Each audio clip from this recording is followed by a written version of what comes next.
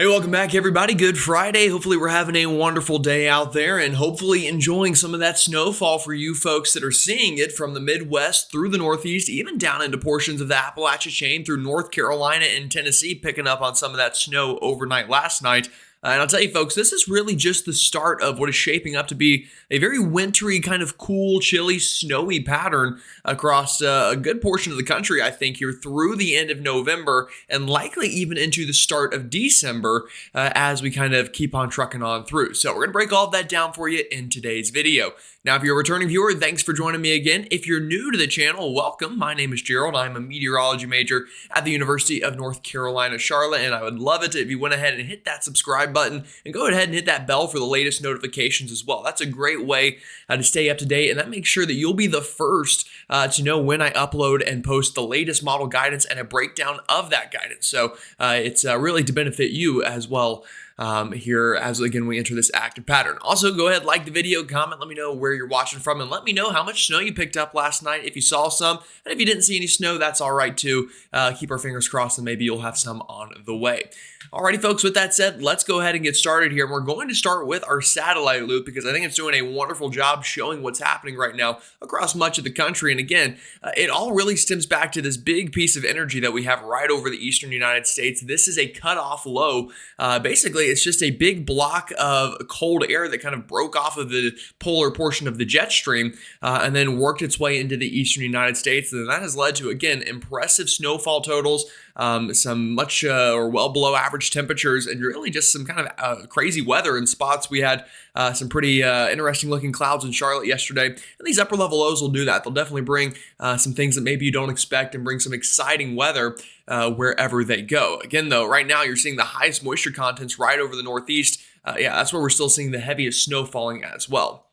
Now, the eastern United States is not the only place getting active weather. This atmospheric river continuing out west, you'll notice this big plume of moisture as we continue to get cyclone after cyclone to kind of form there off the PNW coastline. And it's been a very active week for you folks out west, from tornadoes to flooding to blizzard conditions. You folks really have seen it all over the past little bit.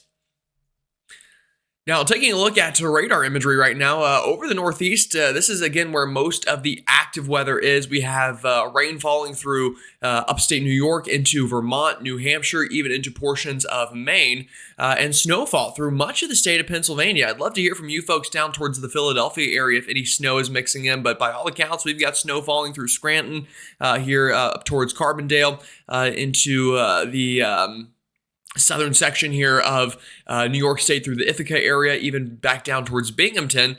Probably even some snow falling into State College, Altoona, Lewistown, Harrisburg. Now, some of these valleys, it is still rain, again, in and around the Scranton area, these lowest elevations struggling to change over to snow. But for most of us, again, seeing that heavy snow falling, and I do mean heavy, it's coming down pretty good in plenty of areas across this region, and will continue to do so through the morning hours. Before this afternoon, things begin to let up.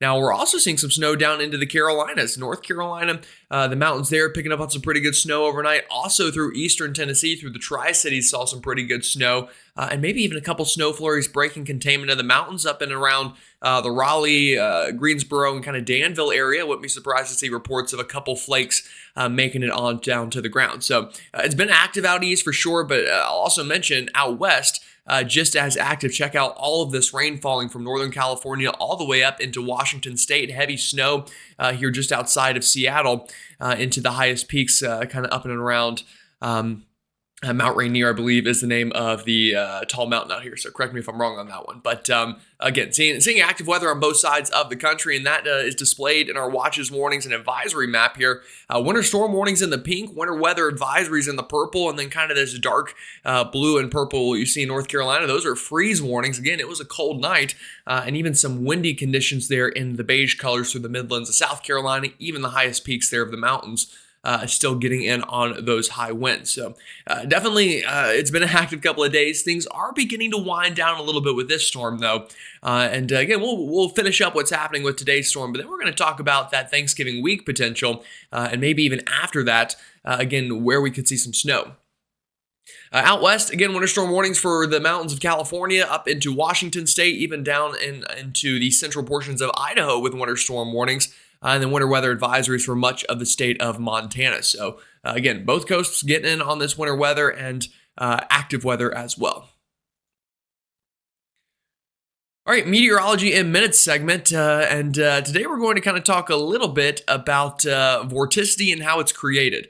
So first thing I'll kind of mention here is what is the point of vorticity? Like, why do we care? I guess is the first question that you may be wondering. And really, a couple reasons. One, vorticity advection, as we call it, is what generally leads to low pressure formation. Vorticity can also help to create lift. Again, whenever you associate lower pressure values with vorticity, that's also going to associate lift with it. And you can see that on the map today. Again, we have low pressure over the northeast. That's where we're seeing the most lift and the most snow falling and rain falling, depending on your temperature column where you're at. But how does it form, I think, is one question that a lot of people may not really know. So this is kind of how it works. These are our 500 millibar height winds. And again, when I say 500 millibars or 850 millibars, or anytime a meteorologist gives you a millibar number, that's really just an altitude, but translated into pressure instead of how many feet or kilometers you are off the ground. So 500 millibars, that's about halfway up into the atmosphere in terms of mass, or probably a couple miles above the surface here. So let me go ahead and draw a couple areas for you. We have one right here I'm going to draw. And what do you notice about the winds here? Well, they're a lot stronger on the south side compared to this little bit into North Carolina. So what this creates is a lot of spin. You'll notice, again, if you think about it, you've got to imagine a, what do we call them? Kind of a mill, like at a factory or something, and you have water rushing and you're hitting the bottom side of the mill. What is that going to make it do? It's going to make it spin.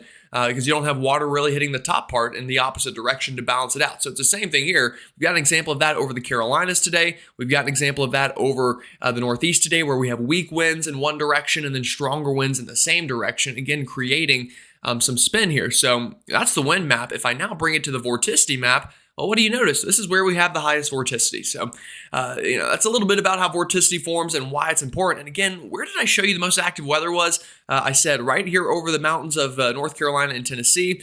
And again, this map's a little ahead in the time, so that would match that vorticity area. And then the other area back down into Pennsylvania, where we have this other piece of vorticity, or vort maxes as we call them. So that's the importance of vorticity or energy. You'll hear different words for it. But that's kind of how it works and how it forms, which segues us pretty well into what's next. So where's the storm going? Where's all this vorticity headed? Well, again, I think kind of the peak of the storm is maybe past for most folks, but we are still going to see this low pressure continue to spin away over the northeast today, but we're beginning to lose that cold air that the system once had that was kind of keeping it going, if you will, and allowing that snow to fall. Now, again, kind of warming up some. And as that happens, again, we'll still see flakes flying in the highest elevations, but changing back over to some showers or just drying out depending on where you're at for most folks later today. And by the time we get into tomorrow, another little piece of vorticity screams on through the northeast. So we could see some enhanced precipitation again tomorrow afternoon. And that could definitely bring snowfall to the higher terrains of New England through Vermont, New Hampshire, and Maine. But then that kind of swings on out of here. And then our next storm system begins to take up shop. And we'll talk about that in a moment. But before we do, let's go ahead and finish up the current storm. Let's talk about what's left on the horizon here with this one and what you can expect today. All right, so this afternoon, you'll notice this morning, snow for most folks are Pennsylvania, northern New Jersey, even western Massachusetts and Connecticut probably getting in on some of that snow. But as we go throughout the day today, that cold air begins to diminish a little bit, and we're going to change over probably to some drizzle, again, mixing with snow at times. Higher elevations probably remaining snow throughout the day today. But you'll notice the storm just kind of begins to die out a little bit as it occludes and loses kind of that temperature gradient that was allowing it to get so strong in the first place. Now, this gets us into overnight tonight. Again, still snow falling in the mountains of West Virginia. We've got some showers in and around the Northeast and even through Ohio here, even kind of some lake effect streamers there showing up. Overnight tonight and into tomorrow morning, I do think snow finally picks up into the mountains of New England. And you'll notice another kind of vortex here developing, probably leading to this low pressure at the surface come tomorrow morning. And that, again, will lead to, oops, I don't know what I just did there. My bad. Sorry about that. I clicked an ad, I guess. But again, tomorrow afternoon, you'll notice Still snowing pretty good, excuse me, up in the mountains of Maine, New Hampshire, Vermont. Rain at the coast, but this is, again, it's pretty feisty low pressure here off the coast. So definitely going to see some heavy rain, heavy snow, depending again on where you're at throughout the day Saturday. And then eventually that kind of pulls away overnight Saturday. And we actually get a little bit of some lake effect showing up here through Pennsylvania, New York, and kind of surrounding areas. So again, I think the climax is probably right now and what has happened this morning. But after that, things are going to quiet down a little bit in the Northeast. Now, not for everyone. Again, we're still going to see showers and snow through the weekend, but I think by Monday, things really begin to clear up into that part of the country here. All right, Southeast, really the only place seeing snow is the mountains of North Carolina, Tennessee, and even into the Cumberland Plateau and even areas outside of the mountains of Tennessee. I've seen snow reports through Jefferson City, Johnson City, and kind of surrounding areas that aren't, in the mountains themselves, but they're kind of in the foothills. But we'll continue to see these flakes fly this morning, kind of diminishing a little bit throughout the afternoon today. And I do think maybe this evening we'll get another quick burst, especially into the northern mountains of North Carolina and Tennessee. Could see some more flakes fly, a quick couple squalls of snow.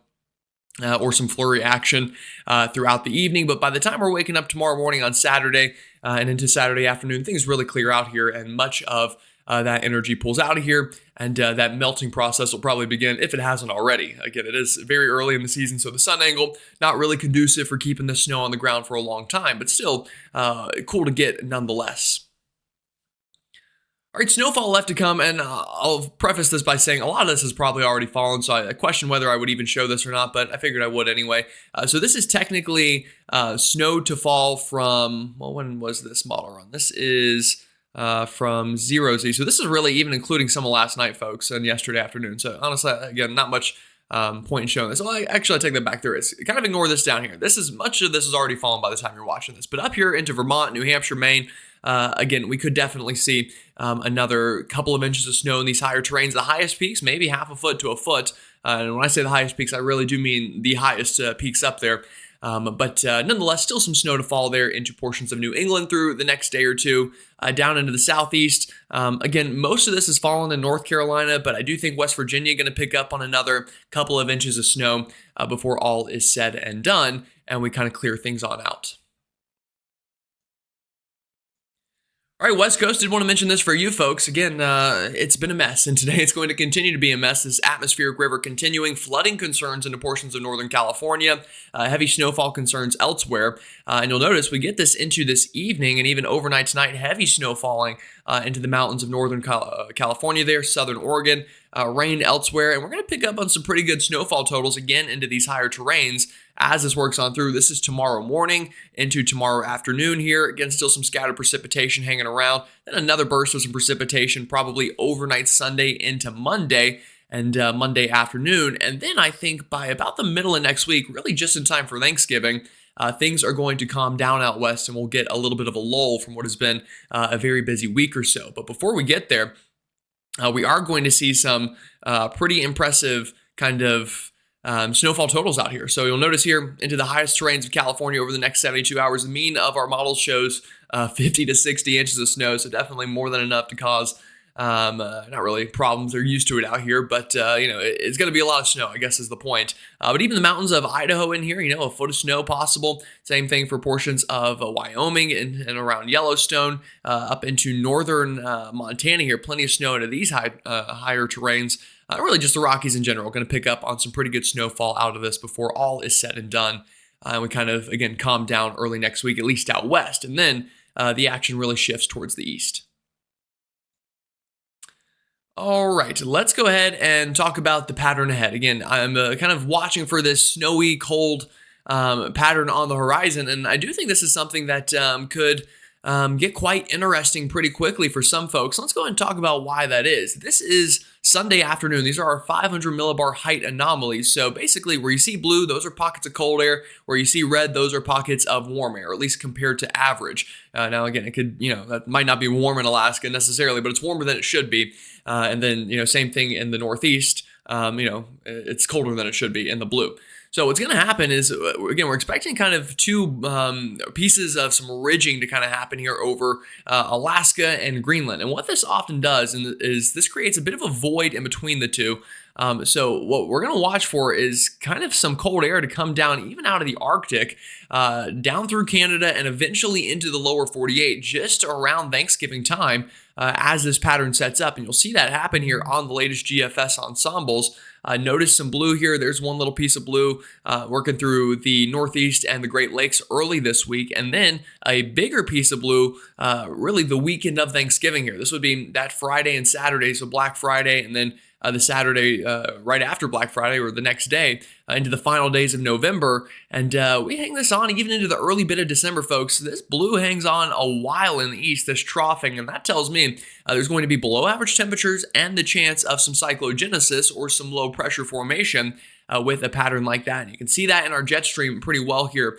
Again, this is right now. You'll notice this big cutoff low in the east we talked about, a big area of low pressure out west. Kind of, again, both sides of the country getting in on that active weather. But that will clear out a little bit. We're going to get a little bit of a lull, I think, by Sunday. But then notice we do get another trough to kind of swing on through the Great Lakes here. This is likely to create a storm system that could bring some snow, some rain, but also a shot of cold air here earlier in the week. And then I think that sets up the shop for a bigger shot of cold air. Look at what kind of starts to happen back out towards the Four Corners. This is the day before Thanksgiving. Watching this area right here, you'll notice a bit of a jet streak showing up. Telling me that the pressure and the temperature gradient is beginning to strengthen here, meaning cold air moving south. And that's exactly what happens. We get a trough to form here. This is the European, I'll add, by the way. By the time we get to, this is again Black Friday, we have a big trough in the east. And this again tells me cold air spilling southward. And also, generally speaking, you could get low pressure to form somewhere on that diverging side, kind of where I have circled on your screen here is where it would be most likely to see some sort of storm system form. But I'll also add, this is a while away. And I know it's only a week away. You're thinking, well, it can't be that far. We're not talking 10, 15 days. But whenever it comes to winter weather, a week is almost a lifetime here for many folks. So we'll see what happens. But again, the pattern stays favorable. And then even after that, another trough dips down about 10 days from now to start December. And the European just continues this train of a very active storm pattern across the eastern United States. And if you look at the surface, what does this mean for us? Well, we'll start with the GFS. Again, this is Sunday, a little bit of a lull for much of the country, but then here comes that next trough. This is Monday evening, low pressure forming along the Great Lakes. We're getting snow on the backside of it. We're getting rain kind of right along that low, but we're also getting a pretty good little cold front here to work on through portions of the country. This should help cool things down through much of the east right before Thanksgiving, especially the Ohio Valley northbound, I would say through the Great Lakes and through the Northeast. You notice that swings on through, brings some rain to the Northeast, brings some snow to the Great Lakes, even some lake effect snow here showing up by next Tuesday and Wednesday as that low pressure moves up into Canada. Now here comes the next storm. This is Wednesday evening, the day right before Thanksgiving on the GFS. Here's our low pressure beginning to develop down into Texas. And again, that cold air that the previous storm just brought is still here where that front passed. So we've got kind of a bit of a polar boundary setting up shop. And what I mean by that is on the northern side here, we've got cold Canadian air. And on the southern side down here, we've got warm, humid Gulf air. And obviously, anytime you mix those two, it's going to spell trouble. And that's what happens here. Low pressure forms, snow breaks out on the northern side, on the cold side of that. Rain breaks out on the southern side on the latest GFS here. And this is Thanksgiving morning. We've got heavy rain falling from Nashville through Kentucky, much of the southern states. We've got snow falling to the north from Missouri back through Illinois, Indiana, Ohio, even into portions of Pennsylvania here Thanksgiving morning. By the time we get to Thanksgiving afternoon, we got snow breaking out into the interior Northeast, much in New York State, western Massachusetts, again through much of the state of Pennsylvania there, or at least the northern half of the state, and then rain south of there. And maybe even a little bit of a severe weather threat. I mean, we've got low pressure forming here that could lead to enough instability ahead of that and some kinematic support, maybe some severe weather on Thanksgiving. But either way, again, what you'll notice is an active storm track. The models are showing that, and they're also showing, again, a spilling of some Arctic air south into the lower 48. And the GFS, I move this ahead into Black Friday, begins to clear things out with some lake effect snow picking up on the backside here. Now, the European model, what does it show? Well, it's a similar story for sure. You'll notice here comes that first storm system again. This is Monday and Tuesday. This brings the first cold front. That brings some rain for most folks, some Great Lakes snowfall, maybe even some Northeast lake effect on the backside of it as that swings on through. This is Tuesday morning. This is Tuesday afternoon, even getting heavy snow into Vermont, New Hampshire, and Maine on this model. Then here comes the next storm and really starts the same. This is Wednesday evening. We've got kind of a rain snow mix on the northern side where we have that cold air. We've got, again, just good old fashioned rain on the south side. But the European, generally speaking, has been a little bit stronger with the storm. Overnight model run came back a little bit closer to the GFS, but you get the idea. Strong Arctic boundary setting up here. Very cold Thanksgiving, it looks like here on this model, into the plains. We've got rain into the southeast, and then, again, we do have some snow breaking out on the north side of this through the northeast. And then a little piece of energy comes in behind it on the European and spins up what is almost a nor'easter, just a little bit off the coastline here. And has some snow in and around for the end of Thanksgiving and start of December. So you're probably looking at that and you're thinking, Gerald, what are you talking about? You're saying there's a signal for snow. And there is. Now, what we just showed you, or what I just showed you, were deterministic model runs. These are little single runs. If we take a look at the ensembles, though, we take a look at where low pressure could form. This is next Wednesday. These are the European ensembles. Look at the spread here in the members on where they say that center of low pressure is going to be for the Thanksgiving storm. I mean, they've got them from Kentucky all the way to Texas. So that shows me that there's a lot of uncertainty right now. We don't really know exactly where the storm's going to go. Now, we do have pretty good certainty there's going to be a storm. Where does it go? That's the tough thing. And again, you'll notice by Thanksgiving morning, anywhere from West Virginia to Texas is where this low pressure could be. It could be as far north as Indianapolis, as far south as Birmingham. So obviously, that's going to affect where we see the worst of it. And then where it really gets crazy is right in here.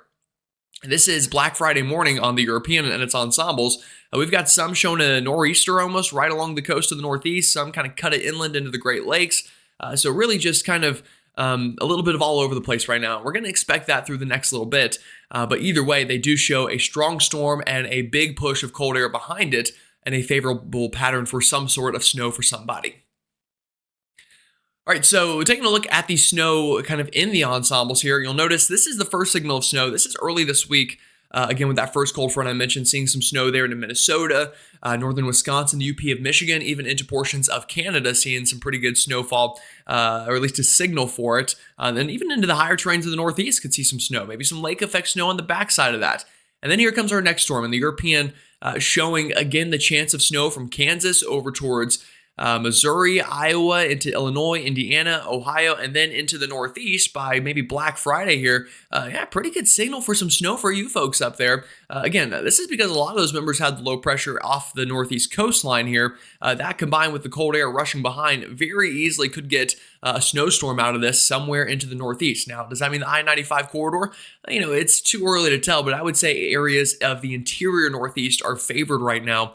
That and kind of the Great Lake effect snow areas are going to be most favored with this first shot or this first storm right around Thanksgiving. And then after that, notice snowfall chances hang around through the east into the first little bit of December. So we're going to have to watch the pattern.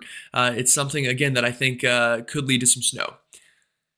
All right, same map, but let's show you the GFS ensembles instead. Again, there's that first burst of snow early next week through the Great Lakes and up into Canada, even getting into the Northeast. Then snowfall chances, again, right around Thanksgiving. This is Thanksgiving afternoon. The chance of snow right here into the central part of the country, again, indicating, well, if I could draw an L, that would help. Again, indicating a storm track, something like this probably on the models. And again, that would make sense given the pattern that we looked at in the upper levels. And you'll notice, again, a pretty good signal for snow. I wouldn't say Thanksgiving itself. I would say maybe that Friday, Saturday is probably going to be the best chance of snow in the Northeast. Again, but that's where we're seeing kind of the highest signal of it among our ensembles here. And then after that, you'll notice more snowfall chances in the east hang around through the beginning of December there. So a pattern that spells pretty cold temperatures and active weather. All right, so just to kind of show you the uncertainty here, and I know this might be a little bit confusing, but basically what you're seeing is the brighter the colors here, that's the higher the spread in the models, or the higher level of uncertainty that we have. This is precipitation totals for Thanksgiving, and anything kind of in this purple down here, that's showing a difference of about 2+ inches in the models, meaning one model shows maybe, if I zoom in down here, one model says Greenville, South Carolina is going to get no rain, and another model says now you're going to get 2.5 inches of rain on Thanksgiving. Just to kind of give you an example, and you'll notice where the highest uncertainty is right where that storm track could potentially be in the eastern United States. So I know a lot of folks are wondering, is it going to rain at my house? Is it going to snow at my house on Thanksgiving? It's just too soon to know exactly. What I can tell you is, and this tells me, is there's probably going to be a storm. In fact, I can go ahead and tell you there's going to be a storm around Thanksgiving that kind of crosses the country. What do you see out of it at your exact location? That's a tough part to nail down. But again, from what we showed you, what we can say is it's most likely we're going to see snow into maybe the interior Northeast, maybe the Great Lakes. Most likely we're going to see rain into the Southeast, maybe even into Dixie Alley. Now, what about temperatures? This is the same thing, but for temperatures instead of rain. So, again, brighter the color, the higher the uncertainty in the models for what the temperature is going to be. I'll pick a city in here. We'll do Charlotte. Again, I'm kind of biased towards the southeast a little bit. Some models say the high temperature on Thanksgiving in Charlotte is going to be 47 degrees. Other models say no, it's going to be in the 60s. Again, that's kind of the spread there. I'll show you even up here into the Northeast, New York City. Again, Macy's Day Parade. Some models say, you're only going to get up to 41 on Thanksgiving. Other models say, no, you're again going to get up towards the 50s. And then another area you're seeing big uncertainty, obviously here in the east where we have a potential storm, but up into the Great Plains. The timing of this potential cold air outbreak, right here in the North Dakota, some models say you're going to hit a balmy, 5 or 6 degrees on Thanksgiving. Other models say, now we're going to get all the way up into the 20s. So it's, again, something we'll monitor, but just showing that to you so you kind of got the idea here that, yeah, there's definitely some uncertainty in the models. Now, what, again, I can tell you, I told you there's going to be a storm. I can also tell you, I'm feeling pretty confident we're going to get a pretty good dumping of cold air. Again, already chilly through the east right now. We'll rebound slightly early this coming week. This is Monday afternoon and evening. Then here comes that first cold front. That cools things down through the Great Lakes, the Northeast, even the Ohio Valley. And then potentially a bigger shot of cold air right around Thanksgiving or right after it, after that storm system moves in, potentially kind of, really cooling things down and bringing some very cold air. Look at this. This is the first week of December, folks. It's still very cold. So you get this cold air to hang around long enough and you keep an active storm track and you're bound to get snow somewhere eventually. So definitely watching that pattern here to end out November and start December. Alrighty, folks, I appreciate you hanging in there. I am potentially going to try to do double videos here into the future towards Thanksgiving so I can get you really updated on this Thanksgiving storm potential. So again, maybe expect a video tonight, and then, we'll see how the rest of the week goes in the models here. But with that said, again, y'all have a wonderful rest of your Friday. Enjoy it. Stay safe out there, and I'll see you all next time.